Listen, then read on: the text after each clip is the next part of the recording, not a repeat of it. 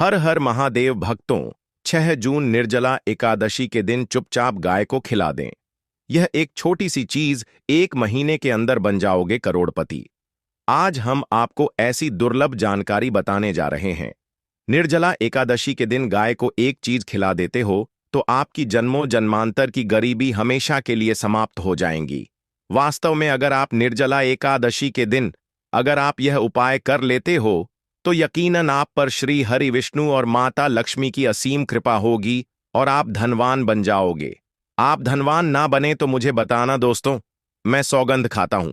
बस जो उपाय आपको बताया जाए वह उपाय कर लेना। चलिए जानते हैं। निर्जला एकादशी के दिन चुपचाप गाय को खिला दें। यह एक छोटी सी चीज करोड़पति भी अरबपति होंगे। सभी संकट और आसान से मुक्ति, मृत्युदंड, पितृदोष तुरंत होगा। पूरे साल आपके भरे रहेंगे। अन्य धन के भंडार यूं कहें कि आपकी 7 पूछते तक करेंगी। रूपों पैसों पर राज बैंक बैलेंस बढ़ता चला जाएगा। आपके घर में वेतन है वह कभी खर्च नहीं होगा और बढ़ता ही जाएगा। सभी दुख, दर्द, संकट, कष्ट दूर हो जाएंगे दूर और सभी सुख आपके कदमों में आ जाएंगे। सभी सुख आपके कदम चूमेगी। यदि आप यह एक छोटी और खास चीज चुपचाप गाय को खिला देते हैं तो तत्काल गरीबी आपके जीवन से खत्म हो जाएगी। योग से राजा बन जाता है और 33 कोटि देवी देवताओं को धारण करने वाली गौ माता की असीम कृपा व्यक्ति पर आजीवन बसती है। व्यक्ति के घर में कभी भी अन्य धन वस्त्र की कमी नहीं होती। अन्य धन के भंडार व्यक्ति के घर में भरे रहते हैं। निर्जला एकादशी के दिन गाय का यह उपाय करने से व्यक्ति के जीवन से तत्काल गरीबी खत्म हो जाती है। तो दोस्तों, कौन कौन से बेगौ माता से जुड़े खास और महत्वपूर्ण उपाय हैं जिन्हें यदि निर्जला एकादशी के दिन कर लेते हैं? तो दोस्तों, गाय का उपाय बताने से पहले मैं आपको निर्जला एकादशी पूजा के बारे में थोड़ा सा जानकारी दे देता हूं कि निर्जला एकादशी कब है और इस महीने में किस तारीख को है, 6 या 7 जून। तो इस वर्ष निर्जला एकादशी 6 जून 2025 को पड़ रही है। निर्जला एकादशी के दिन आपको पवित्र नदी में स्नान करना है। इस दिन सभी भक्तजन श्री हरि विष्णु तथा माता लक्ष्मी की पूजा करने के साथ साथ गौ माता की पूजा अवश्य ही करते हैं और गौ माता को कुछ न कुछ जरूर ही खिलते हैं। इससे मनुष्य के जन्मों जन्म अंतर की गरीबी हमेशा के लिए नष्ट हो जाते हैं। दोस्तों, जिस दिन का इंतजार दुनिया भर के हर पंडित, एस्ट्रोलॉजर और हर हिंदू भाई हैं को रहता है, वह दिन अब आ गया है। दोस्तों, आपकी जानकारी के लिए बता दें, हिंदू धर्म में निर्जला एकादशी बहुत ही धूमधाम से मनाई जाती है। महिलाएं बिना जल ग्रहण किया निर्जला एकादशी का व्रत रखती हैं और इसमें सबसे पहले भगवान विष्णु की पूजा की जाती है, माता तुलसी की पूजा की जाती है, देवी देवताओं की पूजा की जाती है और जो भोग बनाया जाता है वह विष्णु और माता लक्ष्मी और उनकी विधि विधान से पूजा की जाती है। गौ माता की पूजा की जाती है। लेकिन इनमें सबसे ज्यादा महत्व निर्जला एकादशी का माना जाता है। शास्त्रों में, वेद पुराणों में साफ साफ लिखा हुआ निर्जला एकादशी के दिन श्री हरि विष्णु और माता लक्ष्मी जी का आशीर्वाद प्राप्त करने का सबसे सुनहरा दिन होता है। इस दिन भगवान विष्णु, माता लक्ष्मी जी बहुत ही ज्यादा प्रसन्न मुद्रा में होते हैं और अपने दोनों हाथों से अपने भक्तों पर कृपा बरसाते हैं। एक तरफ दोस्तों मान्यता है, निर्जला एकादशी के दिन जो सूर्य होता है वह अन्य दिनों के मुकाबले सबसे ज्यादा प्रकाशमान होता है। निर्जला एकादशी के दिन सूर्य देवता को आगे दिया जाता है।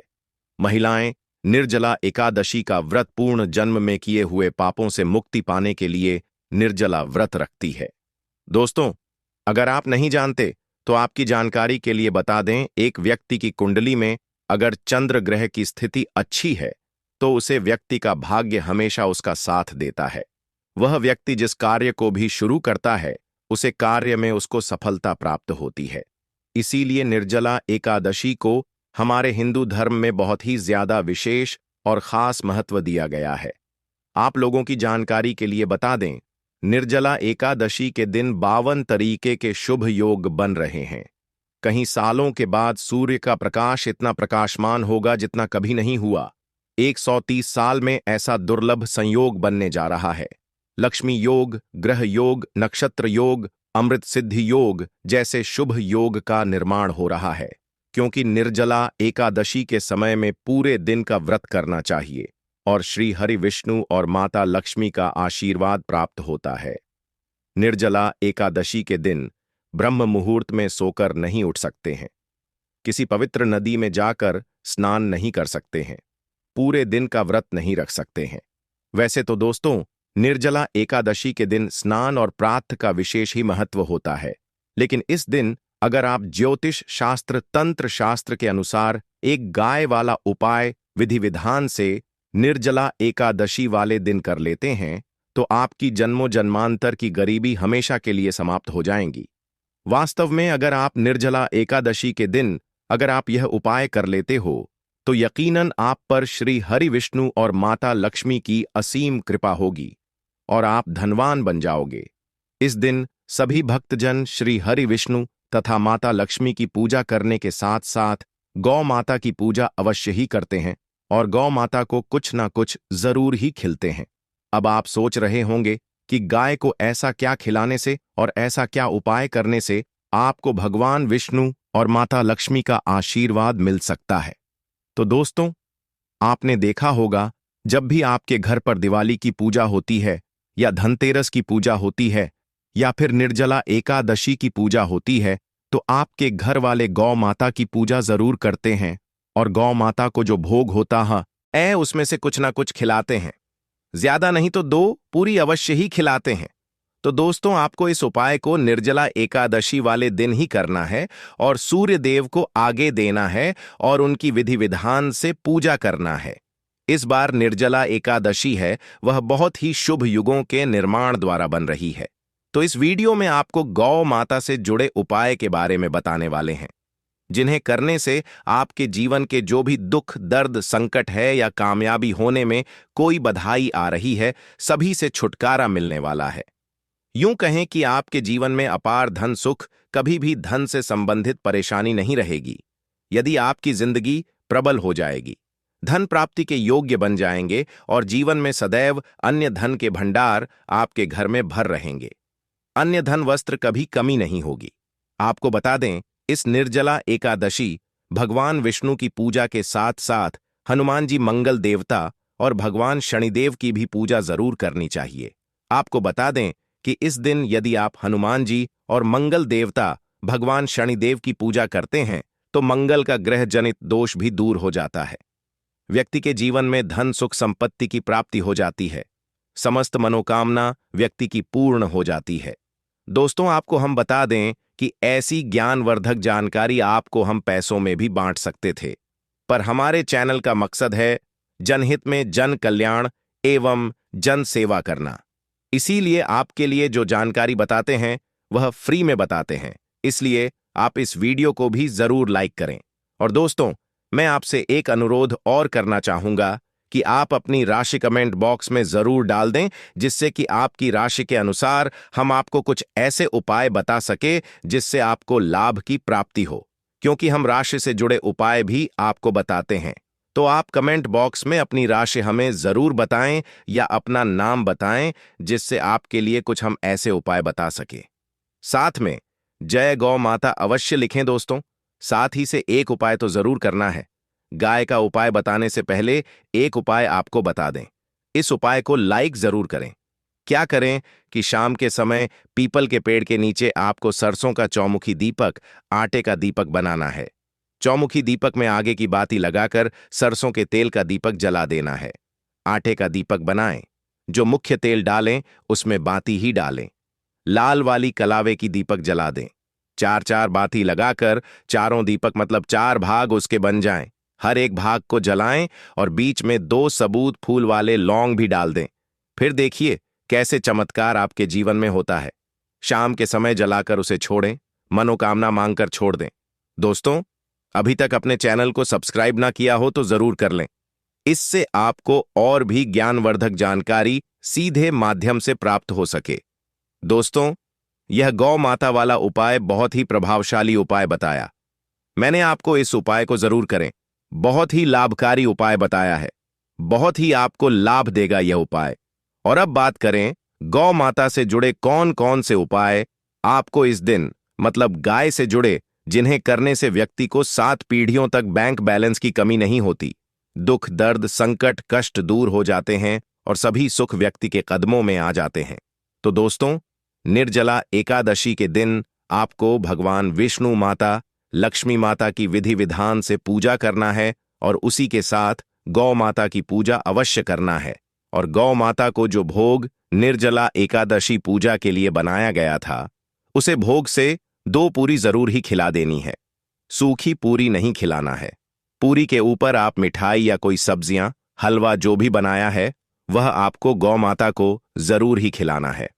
दोस्तों, हर एक और मांगलिक काम में गौ माता या उनसे जुड़ी चीज जैसे गाय का गोबर, गोमूत्र, गाय का दूध अथवा गाय के दूध से बना घी जरूर शामिल करें।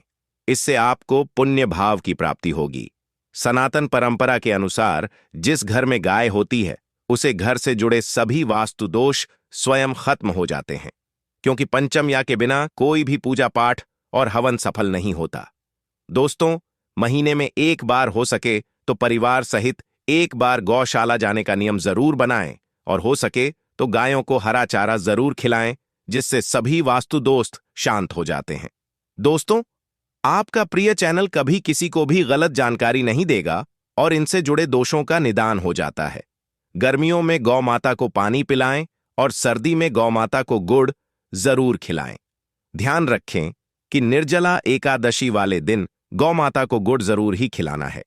गर्मियों में गाय को गोदना खिलाए। अनेक देवी देवताओं को अपने शरीर पर धारण करने वाली गौ माता से जुड़े कई शुभ और अशुभ संकेत भी होते हैं। मतलब गाय का दूध दौड़ते समय यदि गाय ठोकर मार दें और सारा दूध बिखर जाए तो अपशगुन होता है। यदि कोई यात्रा पर निकल रहा हो और गाय अपने बछड़े को दूध पिलाती सामने आ जाए तो निश्चित रूप से कि यात्रा के लिए आप निकले हैं, वह यात्रा आपकी जरूर ही सफल होगी और वह जिसके लिए आप निकले हैं वह जरूर ही पूर्ण यात्रा पर जाते समय गाय की आवाज आना और रात्रि में गाय की हुंकार करना भी शुभ होता है। दोस्तों, साथ ही साथ गाय के साथ आप भूलकर भी यह काम ना करें, अन्यथा मिलता है। जी हां दोस्तों, गाय को राष्ट्रीय पशु बनाए जाने और इन्हें मौलिक अधिकार दिए जाने की बात हो रही है तो सवाल उठता है, गाय संस्कृति का अहम हिस्सा है, तभी गाय के साथ लोग खराब व्यवहार कैसे कर लेते हैं और जैसे ही दूध देना बंद कर देती है तो लोग इन्हें उनकी किस्मत पर छोड़ देते हैं, सड़कों पर और गलियों में भटकने के लिए। ऐसे में गवंश जीवन को कोई डंडे मारता है तो कोई उन पर पानी डाल देता है। कई बार लग जाती है तो कभी बीमार होकर बेचारी गाय दम तोड़ देती है। ऐसे में जरूरत है इन बातों को जानने की। गाय को लेकर शास्त्रों में क्या कहा गया है, आपको कैसा व्यवहार करना चाहिए? क्या दोस्तों, गाय को कभी भी मारना पीटना नहीं चाहिए। शास्त्रों में गाय को माता का दर्जा दिया गया है। गाय को मारने वाला माता को मारने पीटने वाले के समान पाप का भाग्य समझा जाता है। नरक लोक में वर्षों तक कष्ट भोगना पड़ता है। अगले जन्म पशु योनि में मिलता है कि गौतम मुनि ने गलती से गाय को डंडा मार दिया था, जिस गाय की मृत्यु हो गई थी, और इस पाप से मुक्ति के लिए इन्हें वर्षों तक तपस्या करनी पड़ी। इसलिए यह निर्जला एकादशी भगवान श्री कृष्ण जी ने बैल स्वरूप में आए वृद्ध आश्रम का वध कर दिया था, जिससे मुक्ति के लिए भगवान श्री कृष्ण को संपूर्ण तीर्थ को एक कुंड में बुलाना पड़ा और इस कुंड में स्नान से वह पाप मुक्त हो गए थे। यह दोस्तों साथ ही साथ पानी पी रही गाय को भागते हैं, वह घोर पापी के भंग बनाकर होते हैं। ऐसे लोग घर आपसे मुक्त होकर स्वर्ग पाए जाते हैं और बड़े ही धनवान कल में जन्म लेकर सुख भोगते हैं, और साथ ही साथ आराम कर रही गाय को कष्ट देकर कभी भी उठाना नहीं चाहिए। वह जन्म में किए गए जाने अनजाने में पापों से मुक्ति हो जाती है और गोलोक में स्थान पाते हैं। गाय को डंडा मारकर उठना, पानी डालकर उठाने से मनुष्य पाप का भागी बनता है और अगले जन्म में उसे दर दर भटकना पड़ता है। और साथ ही साथ शास्त्रों में बताया गया है, जो लोग गाय की सेवा करते हैं और उनका भोजन खिलाते हैं और उनकी परवरिश अच्छी तरह से कहते हैं, तो वह लोगों के जीवन की सभी इच्छाएं पूर्ति होती हैं। गाय के बछड़े से बचा हुआ दूध ही मनुष्य को लेना चाहिए, परंतु कुछ लोग एक बार गाय को धो लेने बाद फिर से बछड़े के लिए बचा हुआ दूध भी धो लेते हैं। ऐसा करना घोर पाप कहा जाता है। ऐसे दूध को धोने वाला और ग्रहण भी बन जाते हैं। दोस्तों, साथ ही साथ शास्त्रों में कहा गया है कि गौवंश मतलब गाय और बैल के पीठ पर नहीं बैठना चाहिए। उनका पीठ पर बैठने से महापाप लगता है। ऐसे लोगों को नरक की यात्रा भोगनी पड़ती है। एकमात्र देव के अंश के उत्पन्न नदी ही गौवंश है, जिस पर स्वयं महादेव और महादेवी सवारी करती हैं। क्योंकि नंदी ने स्वयं अपनी इच्छा से महादेव की सवारी बनना स्वीकार किया था, और साथ ही साथ शास्त्रों में गाय के दान को बहुत ही महत्व दिया गया है। परंतु ऐसी गाय का दान कभी नहीं करना चाहिए जो बूढ़ी और बीमार हो। कठोपनिषद में नचिकेता की कथा भी इस संदर्भ में है कि जिस नचिकेता ने पिता द्वारा बूढ़ी गाय को दान करने पर आपत्ति जताई थी, दूध देने वाली और बछड़े सहित जो लोग गाय का दान करते हैं, वह महान पुण्य को हासिल करके स्वर्ग में स्थान पाते हैं। दोस्तों, साथ ही साथ सूर्य, चंद्र, मंगल या शुक्र की युक्ति राहु से हो तो पितृदोष होता है। यह भी मानता है कि सूर्य का संबंध पिता से एवं मंगल का संबंध रक्त से होने के सूर्य, यदि शनि राहु या केतु या दृष्टि हो तथा मंगल की युति राहु या केतु से हो तो पितृदोष होता है। इस दोष से जीवन संघर्ष में बन जाता है। यदि पितृदोष हो तो गाय को प्रतिदिन या किसी भी एक निर्जला एकादशी के दिन रोटी, गुड़, चारा आदि खिलाने से पितृदोष। दोस्तों, हर एक और मांगलिक काम में गौ माता या उनसे जुड़ी चीज जैसे गाय का गोबर, गोमूत्र, गाय का दूध अथवा गाय के दूध से बना घी जरूर शामिल करें। इससे आपको पुण्य भाव की प्राप्ति होगी। सनातन परंपरा के अनुसार जिस घर में गाय होती है, उसे घर से जुड़े सभी वास्तु दोष स्वयं खत्म हो जाते हैं। गाय के ऊपर जो कुबड़ होती है वह बृहस्पति गुरु है। अतः जन्मत्री में यदि बृहस्पति अपनी नीच राशि मकर में हो या अशुभ शिवलिंग में जा रहे हों और सामने से गौ माता आई हुई दिखाई दे तो गौ माता को अपनी दाहिनी ओर से जाने देना चाहिए। आपकी यात्रा जरूर ही सफल होगी। और साथ ही साथ यह संकेत भी जान लें, यदि आप यात्रा पर जा रहे हैं और सामने आपके गाय पड़ जाए अथवा अपने बछड़े को दूध पिलाती हुई सामने गए दिखाई दे जाए तो समझ जाना कि वह यात्रा आपके लिए जरूर ही सफल होगी। और साथ ही साथ जिस घर में गाय होती है उसमें वास्तु दोष स्वतः ही खत्म हो जाता है। और आप भी रोटी बनाएं, प्रतिदिन ताजी रोटी ही बनाएं। गाय को अगर आपने रोटी बनाई है तो कोशिश करें कि उसे रोटी को आप तुरंत ही गाय को खिला दें। अगर आप उसे रोटी को रख देंगे और उसे रोटी को अगले दिन देंगे तो वह रोटी बंसी मानी जाएगी। गाय को कभी भी बासी रोटी ना दें। इसे घर में नकारात्मक ऊर्जा वास करती है और आपकी बिल्कुल भी नहीं बनेंगे। इससे आपके घर में हमेशा दर्द देवता का वास रहेगा